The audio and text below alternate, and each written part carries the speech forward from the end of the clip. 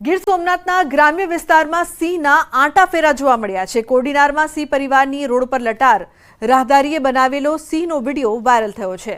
જામવાડા road પર રોણાજ ગામ નજીક દેખાયો સિંહ પરિવાર। સિંહણ અને બાળસિંહ રસ્તો ઓળંગતા નજરે પડ્યા। પાણી અને ખોરાકની શોધમાં સિંહો રહેણાંક વિસ્તારમાં દેખાયા હતા। કોડીનાર શહેરની નજીક સિંહ પરિવારની હાજરીથી ભયનો માહોલ જોવા મળ્યો। તો કોડીનાર શહેર નજીક સિંહની હાજરીથી લોકોમાં ફફડાટ ફેલાયો છે। તો ગ્રામ્ય વિસ્તારમાં સિંહના આંટાફેરા સતત વધી રહ્યા છે, ત્યારે આ દ્રશ્યો સામે આવ્યા જ્યાં સિંહ પરિવાર જોવા મળ્યો। તો સિંહણ અને બાળસિંહ રસ્તો ઓળંગતા નજરે પડ્યા હતા, જે સમયે રાહદારીએ આ સમગ્ર ઘટના કેમેરામાં કેદ કરી હતી।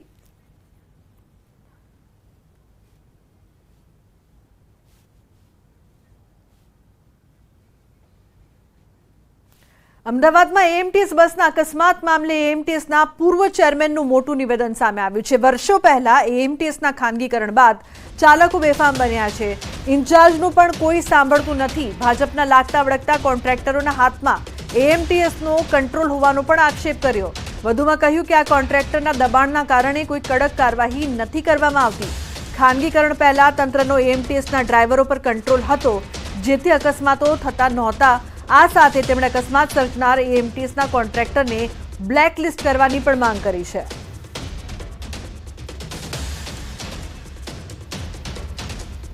તો મહત્વનું છે કે એએમટીએસના પૂર્વ ચેરમેનનું મોટું નિવેદન સામે આવ્યું છે અને આ નિવેદનમાં બેદરકારીનું જે મુખ્ય કારણ છે તે પણ તેમણે જણાવ્યું છે કે જે ડ્રાઈવરો છે તે ડ્રાઈવરો કંટ્રોલમાં એએમટીએસના ખાનગીકરણ બાદ ચાલકો બેફામ બન્યા છે।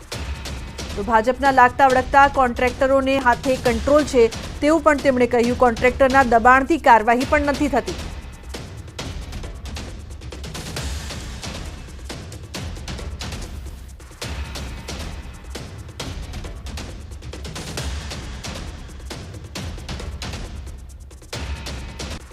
એએમટીએસની માલિકીની બસો એએમટીએસમાં ફરતી નથી। અત્યારે ટોટલી કોન્ટ્રાક્ટ બેઝ ઉપરની બસો ફરી રહી છે। ત્યારે હું એમ માનું છું કે કોન્ટ્રાક્ટની બસોને તો પહેલાં કોન્ટ્રાક્ટરની જે બસો ચાલી રહી છે એમાં એમના લાગતા વળગતા જવાબદારીપૂર્વક કહું છું કે ભારતીય જનતા પાર્ટીના લાગતા વળગતા કોન્ટ્રાક્ટરોને એક ઓબ્લાઇઝ કરવા માટે થઈને જાણે એએમટીએસ ચલાવવામાં આવતી હોય એ રીતે ચાલી રહ્યું છે। બેફામ રીતે ડ્રાઈવર કંડક્ટરો વર્તી રહ્યા છે। પહેલાં તો એએમટીએસનો સ્ટાફ રહેતો હતો અને એએમટીએસના ડ્રાઈવર કંડક્ટરો હોવાના હિસાબે એએમટીએસનો પૂરેપૂરો કંટ્રોલ ડ્રાઈવર કંડક્ટરો ઉપર રહેતો હતો અને આટલી બધી અકસ્માતોની હારમાળા સર્જાતી નહોતી। પણ આજે કોન્ટ્રાક્ટરો એટલા બધા બેફામ થઈ ગયા છે કે એની ઉપર ટ્રાન્સપોર્ટ મેનેજર પણ કોઈ એક્શન નથી લઈ શકતા। એવી હું માનું છું કે દબાણપૂર્વક પરિસ્થિતિ ચાલી રહી છે। તો લોકસભાની ચૂંટણી પરિણામો બાદ કોંગ્રેસમાં રાજીનામાનો દોર જોવા મળી રહ્યો છે। ડાંગ જિલ્લા કોંગ્રેસ પ્રમુખે આપ્યું છે રાજીનામું। મુકેશ પટેલે જિલ્લા કોંગ્રેસ પ્રમુખ પદેથી રાજીનામું આપ્યું છે। વલસાડ ડાંગ લોકસભા બેઠકમાં ડાંગમાં કોંગ્રેસનું પ્રદર્શન નિરાશાજનક રહ્યું હોવાનું કારણ આપ્યું છે। ડાંગ જિલ્લામાં કોંગ્રેસે માઇનસ રહેતા હારની જવાબદારી સ્વીકારી છે। તો પ્રદેશ કોંગ્રેસ પ્રમુખ શક્તિસિંહ ગોહિલને રાજીનામું મોકલ્યું છે।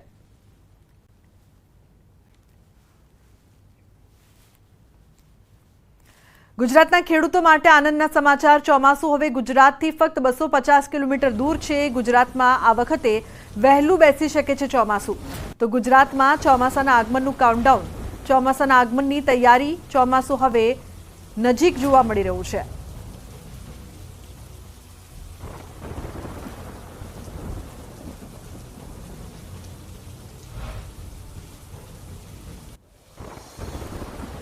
ચોમાસા પહેલા જ વરસાદનું રેડ એલર્ટ। મહારાષ્ટ્ર અને ગોવામાં અત્યંત ભારે વરસાદની સંભાવના છે।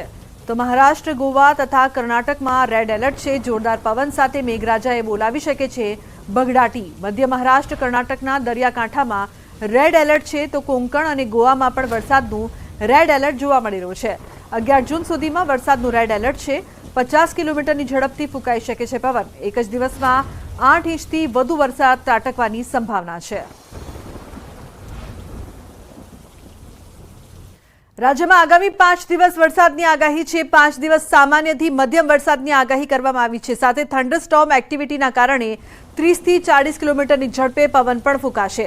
તો મહત્વનું છે કે આજથી 13 જૂન સુધી સૌરાષ્ટ્ર, મધ્ય અને દક્ષિણ ગુજરાતમાં પડશે વરસાદ। આજે ગીર સોમનાથ, અમરેલી, ભાવનગર, પંચમહાલ, દાહોદમાં પડી શકે છે વરસાદ, તો વડોદરા, છોટાઉદેપુર, નર્મદા, ભરૂચ, સુરત, તાપી અને ડાંગમાં પણ વરસાદની શક્યતા છે।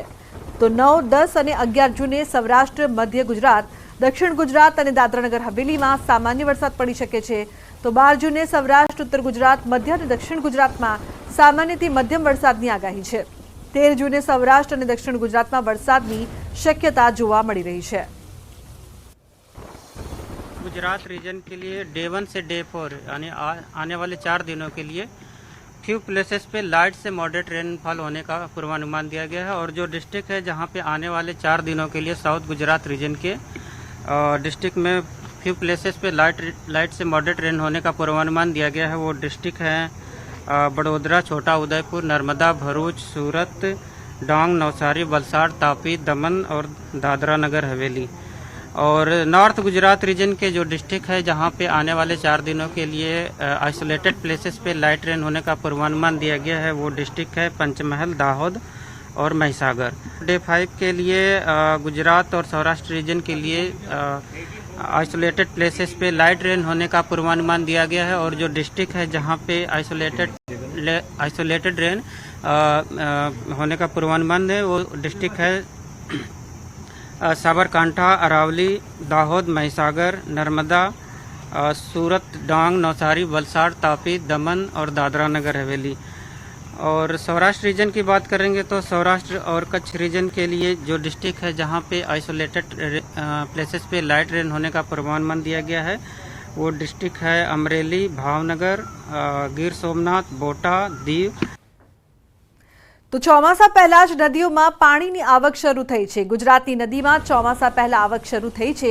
છોટાઉદેપુરની સાપણ નદીમાં આવ્યા છે નવા નીર। ક્વાંટની ઉમઠીની સાપણ નદીમાં નવા નીર આવ્યા છે। ક્વાંટ અને ક્વાંટ તેમજ ઉપરવાસના મધ્યપ્રદેશમાં ભારે વરસાદને પગલે સાપણ નદીમાં નવા નીર આવ્યા છે। ચોમાસા પહેલા જ ક્વાંટના ઉમેઠી ગામની સાપણ નદી વહેવા લાગી છે।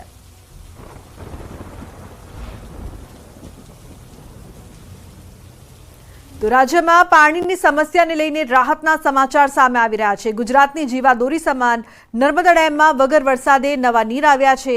મહારાષ્ટ્ર અને મધ્યપ્રદેશમાં વીજ ઉત્પાદન શરૂ થતાં નર્મદા ડેમમાં પાણીની આવક થઈ છે। તો નર્મદા ડેમની મહત્તમ સપાટી 123.98 મીટર પર પહોંચી છે। ડેમની મહત્તમ સપાટીએ જે દરવાજા બેસાડવામાં આવ્યા છે તે 121.92 મીટર છે, જ્યારે ડેમની મહત્તમ સપાટી 138.68 મીટર છે। હાલ નર્મદા ડેમમાં ઉપરવાસમાંથી 94,000 ક્યુસેક પાણીની આવક થઈ રહી છે, જેને લઈને ગુજરાત માટે મેઇન કેનાલમાં 20,000 ક્યુસેક પાણી આપવામાં આવી રહ્યું છે।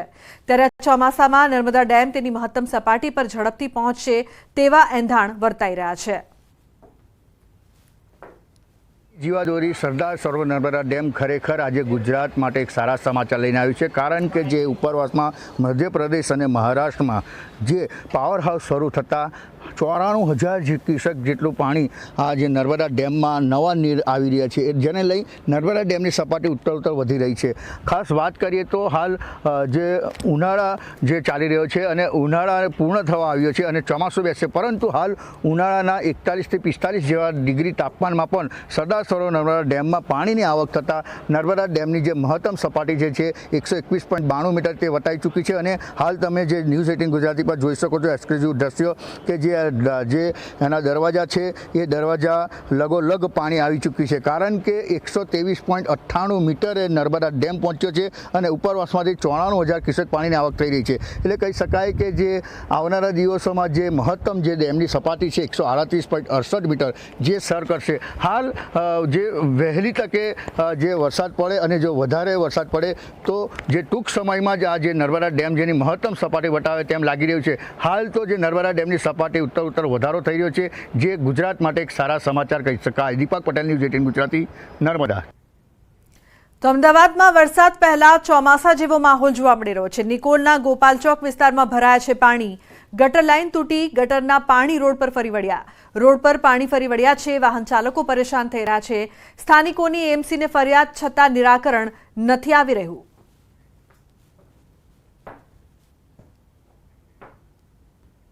સમાચારનો પ્રવાહ યથાવત રહેશે। હાલ રોકાઈશું એક બ્રેક માટે। આપ જોતા રહો ન્યૂઝ 18 ગુજરાતી।